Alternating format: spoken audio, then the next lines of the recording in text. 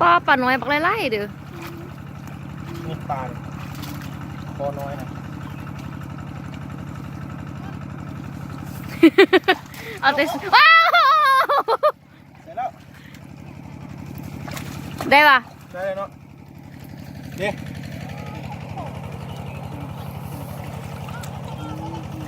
นี่นี่ว้านี่พูดปลาคอใหญ่นะแล้วรู้ไหมหูยันมันเลยนิบมือจ้าเย่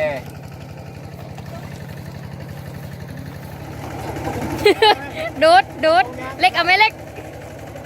ปอดเคียงแอวหลวงพัดพุ่นนะว้าวคอใหญ่ปลาคอใหญ่เท่นอกอ่ะไอ้แล้วพุ่นนะไอ้แล้วป้าพุ่นนะไปเอาแม่ปูก็มี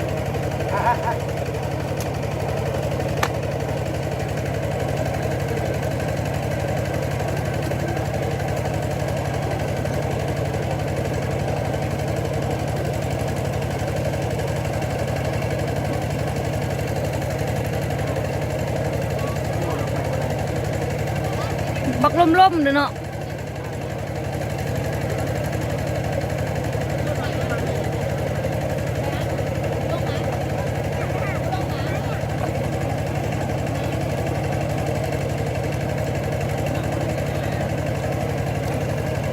โอ้โหโดดจับ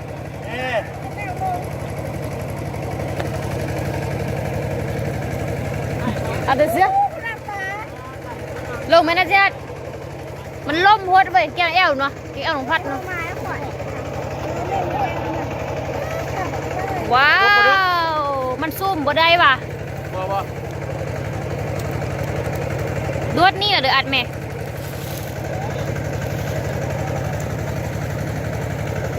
ป้าบังคับรถก่อนเรียกแอลเลยป้าป่านอนก็ไล่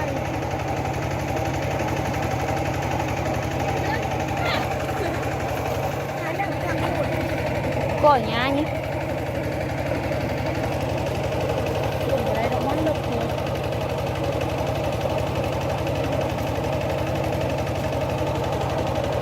ปลาไหลเด้อมอนตัวใหญ่นี่นั่นมันลอยขึ้นไปหันบกนะ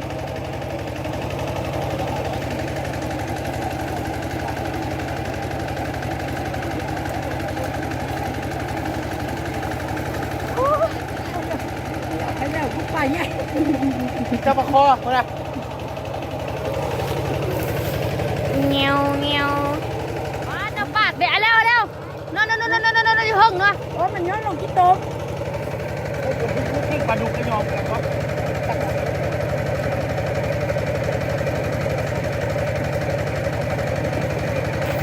เล็กเมื่อมันลอยขึ้นไปแจ้งท่านฮูนะแล้วตัวนั้นน่ะเด็กก็มีปาดไล่ค่ะ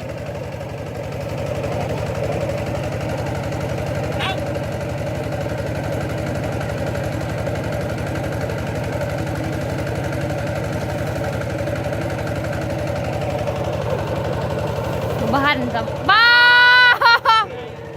ปลาใหญ่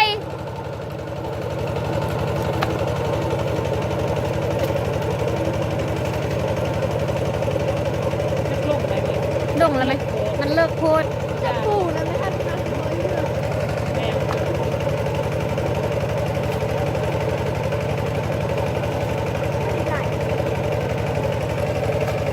เด็กแกล้งมันเล็กบ้ามันเหมือนนั่นเล็กมันลอยอยู่นะเล็ก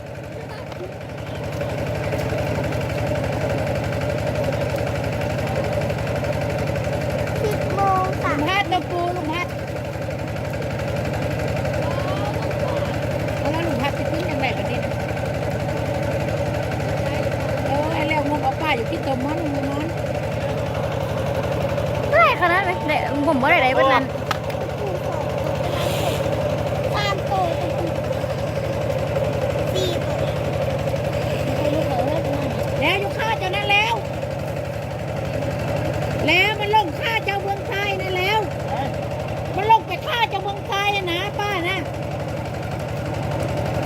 นั่นแล้วอยู่ข้าเจ้านะตกข้าเจ้าเลย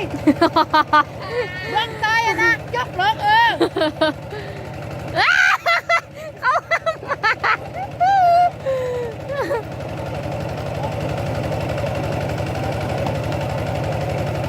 คุณน่ะมันลอยอยู่นะดึงดังอยู่หึ่งนะแม่ลุงพัดเอาเขาบื้อคู่กันบ่เหมือนแม่นแล้วน้าเจ้านะ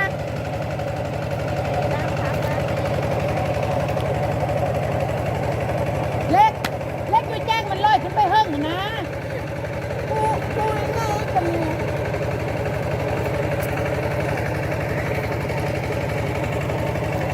เล็กมันลอยขึ้นไปเฮิ่งจ้า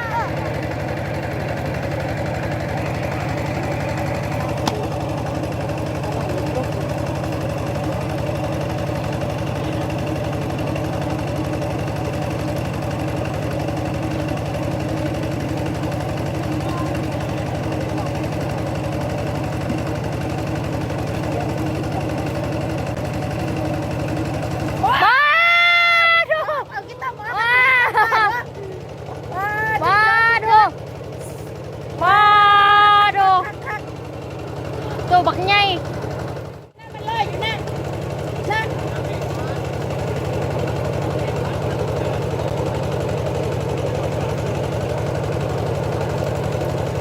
ป้าตัวใหญ่อีกแล้วว้า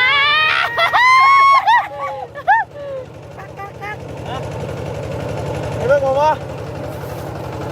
มันหนึ่งไอ้ปกตรงนี้เลยป้าได้แล้วได้ป่าใหญ่พอแค่บอกห้อยเลยห้อยเลย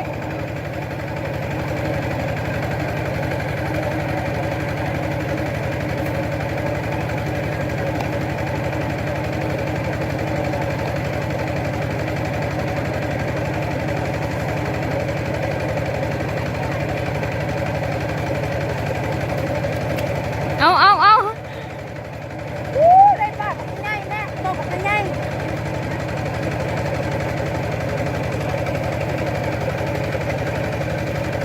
เบิ้งเด้อเบิ้งพูดสิมางมป่านะเอากระเป๋าห้อยแค้นมาเด้อ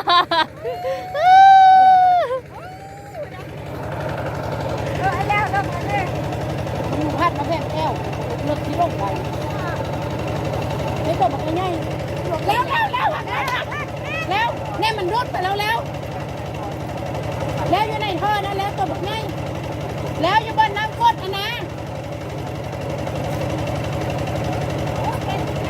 แล้วส้มตัวแล้วอีกตัวนึงนะแล้วอยู่ข้างหูนะ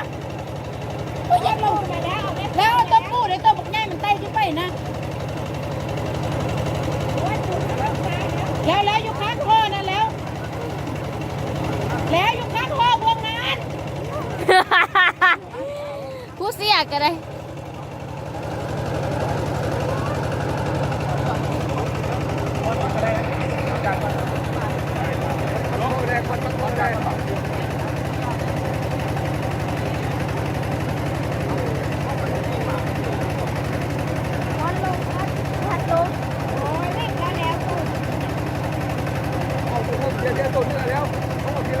แล้วหักล่างเจ้านั่นแล้วห้องน้ำ ฮันนาไปขู่นะ ไม่ได้ไปง่ายๆเลย ฮันมือเจ้าจีเทิงแล้ว ตบปู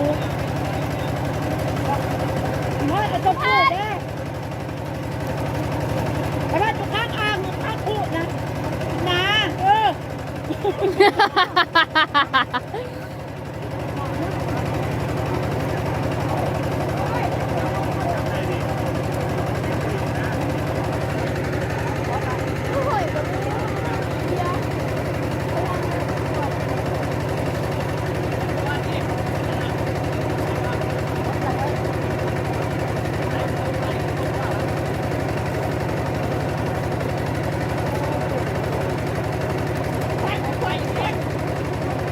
ที่ลงหูแล้วนะ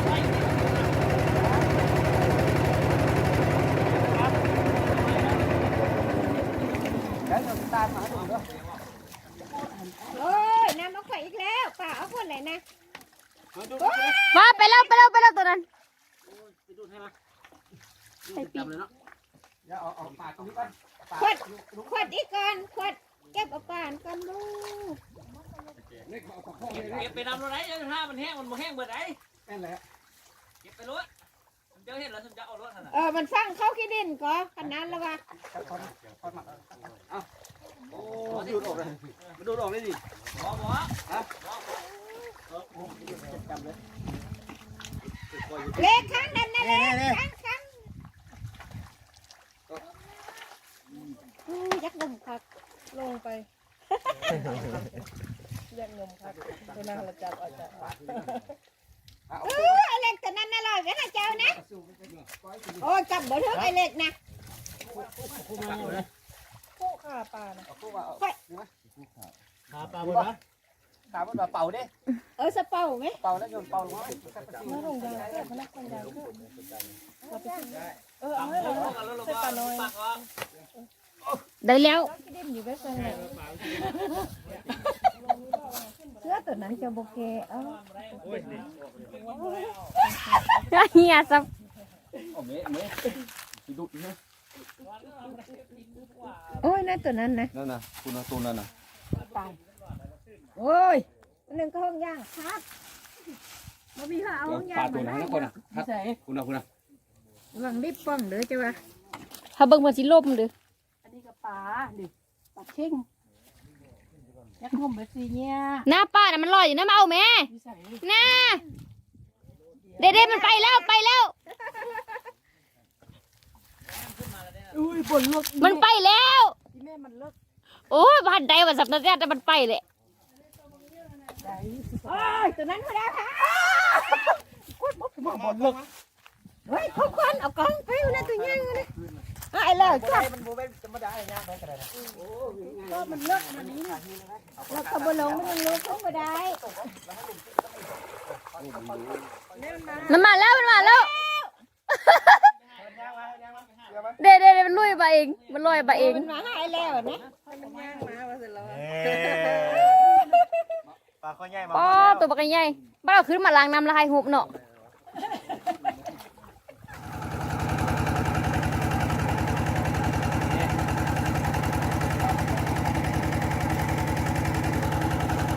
ไอ้ตัวแล้วเล็ก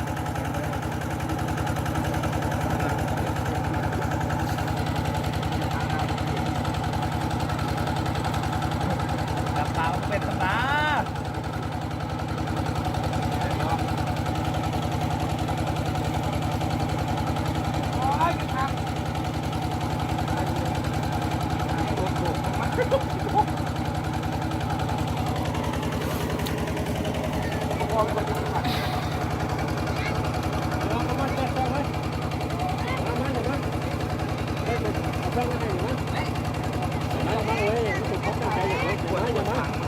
นี่คือเจ็บง่ายหลายข้อมานั่งไว้หน้าไปป่าไหนแล้วมันจะไว้สุดท้ายไอ้น่ะจะงุ้มจะหมุดป้าเนี่ยผมไว้ไปไหลไปคนจะหลอกไม่ค่อยจะว่าอะไรคนทางเจ้าจะไปโยกมันไหม จับแล้วเนี่ยจับรถนะมันที่เป็นอย่างกำหัวของรถนะยันหัวลงที่ต้มแล้วก็จับเอาสิตัวลองดูยันหัวลงที่ต้มโอ้ยคอยดูป่าจ้ามันเจ็บแล้ว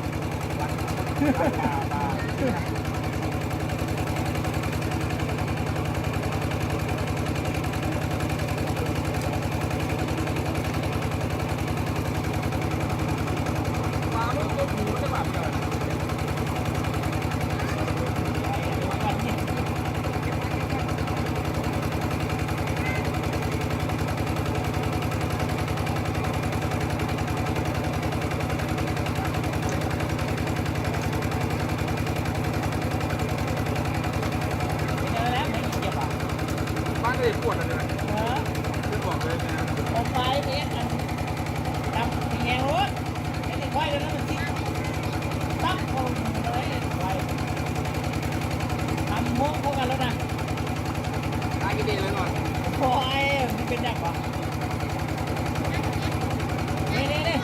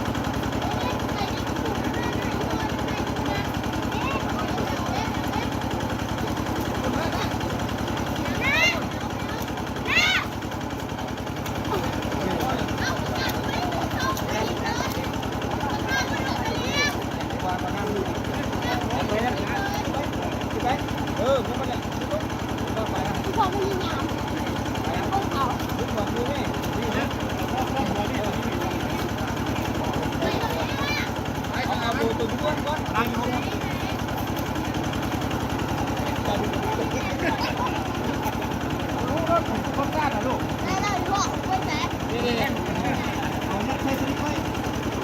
จับปลาดุกเว้ยอันนี้เอาไปหาปลาดุกเลย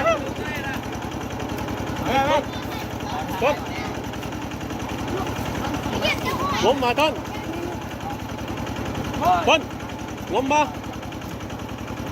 ล้มแม่น่ะมาจับปลาคอตัวนี้นี่ปลาคอตัวนี้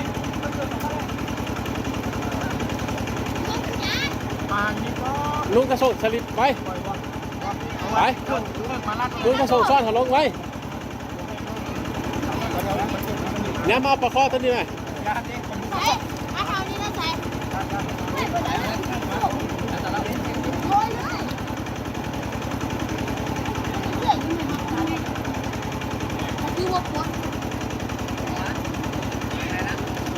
หลายตัวแล้วครับ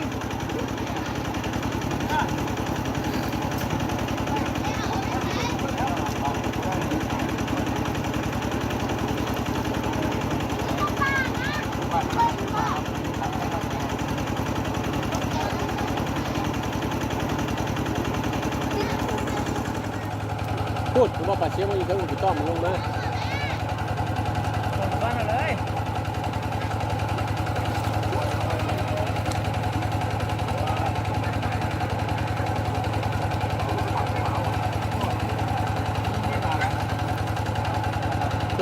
ต้มลงมา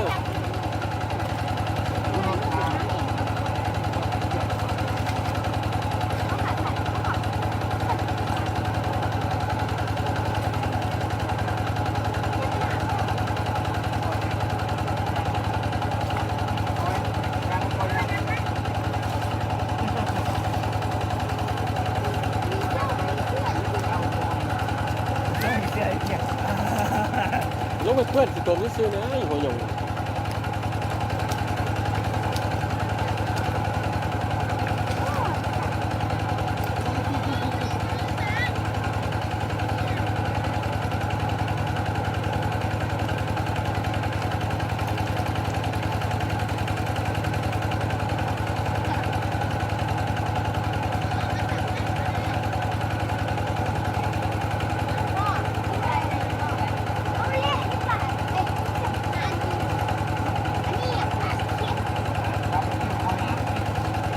เดี๋ยวเลยมึง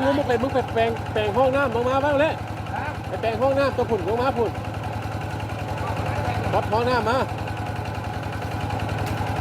ผุ่นเอาลงไปทั้งตัดไปทั้งผุ่นมันใกล้ผุ่น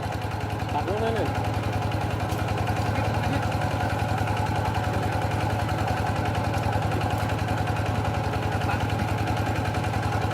อันนั้นดิ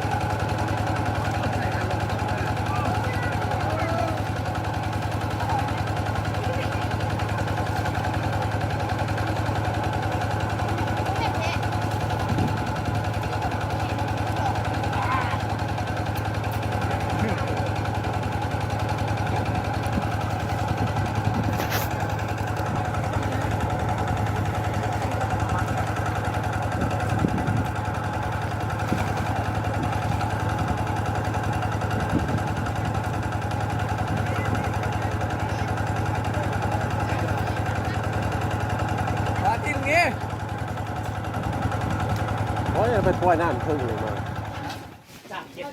เดี๋ยวมาพี่